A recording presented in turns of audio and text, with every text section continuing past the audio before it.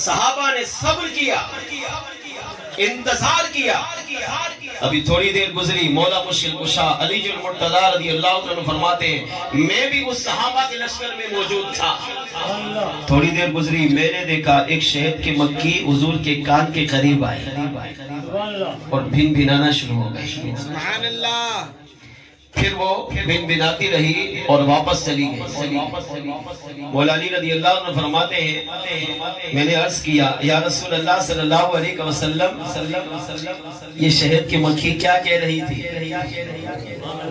اس سے پتہ چلا صحابہ کا عقیدہ تھا آقا سب کچھ جانتے، خالی انسانوں کی بولیاں نہیں، جانور، شجر، حجر، جمادات، نباتات، کائنات کی ہر مخلوق، ہر چیز کی بولی کو مصطفیٰ سنتے بھی ہیں، جانتے بھی ہیں، پہچانتے بھی ہیں، اور کرم فرمائے تو ان کی مشکل کشائی بھی فرمائے۔ تو ہمارے سامنے مکھی بیٹھے تو ہم کیا کریں گے؟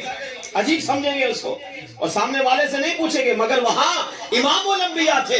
تو صحابہ نے عرض کیا یا رسول اللہ صلی اللہ علیہ وسلم یہ شہد کی مکھی کیا کہہ رہی تھی؟ آقا علیہ السلام نے ارشاد فرمایا یہ شہد کی مکھی نے میری بارگاہ میں حاضر ہو کر سب سے پہلے تو سلام پیش کیا، پھر میرے کان میں بھن بھنانا شروع ہوئی، عرض کرنے لگی یا رسول اللہ صلی اللہ علیہ وسلم آپ کا گزر ہمارے اس راستے سے ہوا، ہم نے دیکھا آپ نے یہاں پڑاؤ کیا، پھر آپ نے دسترخوان لگانے کا حکم دیا، صحابہ نے جو کچھ تھا دسترخوان پہ ڈال دیا، اب روٹی تو موجود ہے مگر صحابہ کے سامنے سالن موجود نہیں ہے۔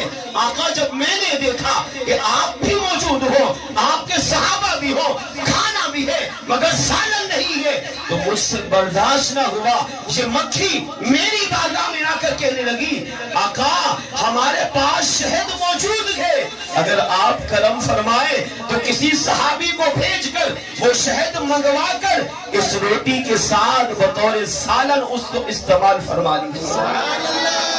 شہد کا چھتا اتنا بڑا ہے کہ ہم ساری مکھیاں مل کر بھی اس شہد کے چھتے کو اٹھا کر آپ کی بارگاہ میں لا نہیں سکتی۔ آپ کسی کو بھیجئے، وہ چلے شہد اتارے آپ کی بارگاہ میں پیش کرے، آقا اگر یہ چھوٹا سا نذرانہ آپ قبول فرما لیں گے تو یہ ہمارے لیے معراج سے بڑھ کر ہوگا۔ میرے آقا علیہ السلام نے صحابہ نے چو چرا نہیں کہی، کیوں؟ نبی سے سچا پیار کرنے والے لوگ تھے۔ آقا علیہ السلام نے مولا مشکل کشا علی المرتضی سے فرما علی اٹھو چند صحابہ کو لو جاؤ شہد لے کر آؤ۔ اب مولا علی رضی اللہ فرماتے میں اٹھا چند صحابہ کو لیا، اب وہ شہد کی مکھی کے پیچھے پیچھے جا رہے ہیں، وہ راستہ دکھا رہی ہے، مولا علی پیچھے جا رہے ہیں، صحابہ کو ساتھ لے کر گئے، ایک درخت پر پہنچے، وہاں شہد کا بہت بڑا چھتا تھا، مولا مشکل کشا نے وہ چھتا اتارا، پھر حضور کی بارگاہ میں پیش کیا۔ میرے آقا علیہ السلام نے فرمایا اس دسترخوان پہ رکھو۔ اب صحابہ نے وہ روٹی اس شہد کے ساتھ کھائی، بڑا لطف و سرور آیا۔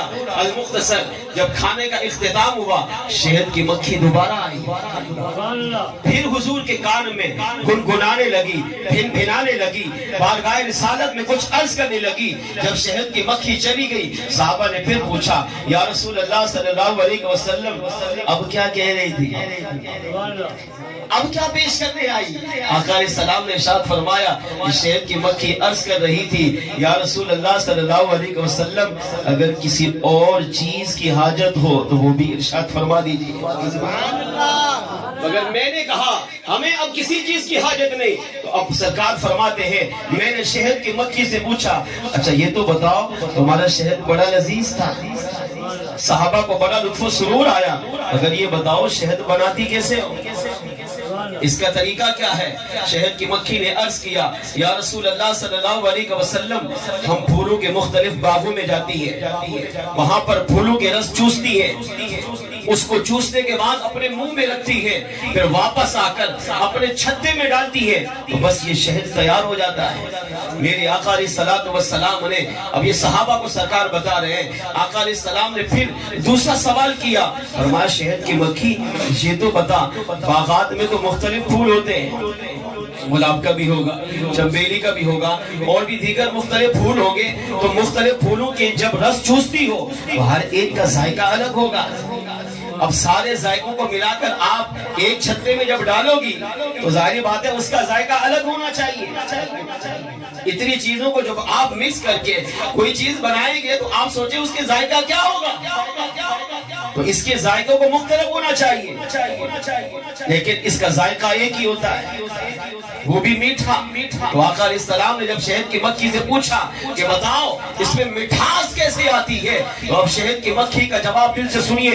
امام جلال الدین رومی رحمت اللہ تعالی علیہ فرماتے ہیں جب حضور نے پوچھا کہ شہد کیسے بناتی ہو, عرض کیا آقا مختلف پھلوں سے رس چوس کر چھتوں میں ڈالتی ہے بس شہد تیار ہو جاتا ہے. آقا علیہ السلام نے پھر پوچھا کہ پھول تو مختلف ہوتے ہیں تو ذائقہ بھی مختلف ہونا چاہیے, اگر ذائقہ ایک ہوتا ہے تو شہد کی مکھی نے عرض کیا یا رسول اللہ جب ہم باغوں میں جاتی ہے پھولوں کا رس چوستی ہے تو باغ میں جاتے ہوئے آتے ہوئے قدرت نے یعنی کریم رب نے ہمیں یہ سکھایا ہے کہ ہم آتے ہوئے بھی جاتے ہوئے بھی آپ کی بارگاہ میں صلاۃ و سلام پڑھتی رہتی ہے. اللہ اس صلاۃ و سلام کی برکت سے اس شہد کے تمام مختلف پھولوں کو اس کے ذائقوں کو ایک ذائقے میں تبدیل فرما کر اللہ درود و سلام کی برکت سے اس میں شہد جیسی مٹھاس پیدا فرما دیتا ہے. آقا ہاں پھول مختلف ہوتے ہیں, رنگ الگ ہوتے ہیں, ذائقے بھی الگ ہوتے ہیں, مگر چھتے سے لے کر باغ تک آپ کی بارگاہ میں درود و سلام پڑھتی رہتی ہے. پھر رس کو چوس کر جب واپس چھتے کی طرف آتی ہے تو آتے ہوئے بھی آپ کی بارگاہ میں درود و سلام پڑھتی رہتی ہے. اور عرض کیا آقا یہ درود و سلام آتے جاتے پڑھنا ہمیں رب نے سکھایا ہے, اور اللہ اس درود کی برکت سے شہد کے تمام ذائقوں کو ایک پھولوں کے تمام ذائقوں کو ایک ذائقے میں تبدیل فرما کر شہد کی صورت میں ہمیں ایک تحفہ عطا فرما دیتا ہے. امام جلال الدین رومی رحمت اللہ تعالی فرماتے ہیں مسلمان سوچ جب آقا صلی اللہ علیہ وسلم کی بارگاہ میں شہد کی مکھی درود و سلام پڑھتی ہے تو اللہ کریم درود و سلام کی برکت انہیں بھی عطا کرتا ہے, انہیں بھی عطا کرتا ہے. جب مختلف پھولوں کے ذائقوں کو ایک ذائقے میں تبدیل فرما کر شہد کی صورت میں اللہ نے ایک امت کو تحفہ عطا کیا. فرمایا جب شہد کی مکھی درود و سلام پڑھے تو سوچو آقا اسے بھی نوازتے ہیں, اس کے انعام کو بھی قبول کرتے ہیں. اے مسلمان جب تو سلام پڑھے گا تو اشرف المخلوقات ہے, تو عاشق رسول ہے. جب تو نبی کی محبت میں, نبی کے پیار میں, نبی کے عشق میں, نبی کی عقیدت میں جب تو حضور کی بارگاہ میں سلام پڑھے گا تو اللہ اس شہد کی مکھی سے بڑھ کر تجھے بھی درود و سلام کی برکتیں عطا فرمائے گا. درود و سلام کی برکت سے تیری دنیا بھی سنورے گی, قبر بھی سنورے گی, اللہ تیری آخرت کو بھی روشن فرما دے گا.